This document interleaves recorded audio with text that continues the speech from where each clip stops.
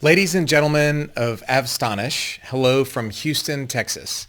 My name is Terry Virts, and I am a former NASA astronaut, United States Air Force colonel, and commander of the International Space Station. And I currently work as a businessman as well as speaker and author. I wish I could be there with you in person at the Four Seasons in Hong Kong today for this unique aviation conference put on by Paul. I've had the privilege of seeing the majesty of Earth from outer space, having spent over 7 months orbiting our beautiful planet. Although during the day it's difficult to see cities or any kind of human presence, at night it's quite a different story. And Hong Kong was very vivid from space, one of the brightest and most vibrant cities on Earth.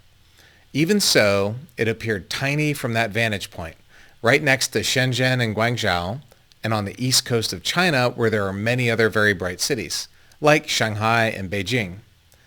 From that perspective, seeing a sea of bright cities on such a crowded continent, it is remarkable that Hong Kong has become a giant in global finance.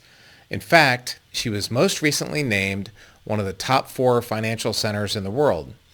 It is also, of course, a global aviation hub, both in terms of the number of flights as well as the various forms of commerce supporting it. Well, it goes without saying that we have all had quite the year. The COVID pandemic has affected every human on Earth in one way or another, and the aviation sector has borne the brunt of the pandemic economically. Many of us have faced significant adversity as a result of the circumstances well beyond our control. I personally know how this feels as my own business was greatly affected, and many of my friends in the aerospace industry have also faced extreme trials. In my recent book, How to Astronaut, An Insider's Guide to Leaving Planet Earth, I wrote about a time when our crew faced a similar circumstance. We had been in orbit for a few months when a Russian cargo ship blew up, immediately after an American cargo ship had also blown up. They decided to delay our replacement crew while they did a safety investigation, and because they didn't want the ISS short-handed, they told us that we would extend our stay on the ISS indefinitely. So there we were, low on supplies and stuck in that tin can, and we did not know when it would end. Sound familiar? The parallels to COVID are inescapable and kind of funny. There were several things that we did to get through that situation. We worked on new tasks during those unknown weeks to keep us busy. We focused on working together as a team and a crew, and we kept a positive attitude.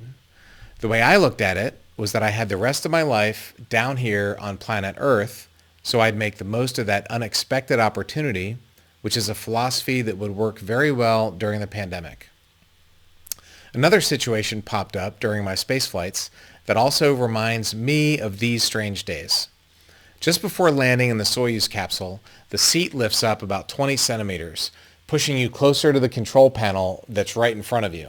So you get pushed up like this, and the Soyuz is already very crowded. You're in a bulky spacesuit, you're strapped down to your seat very tight, and you're pressed against the walls with your knees and your chest and your arms on the walls and on your crewmate next to you.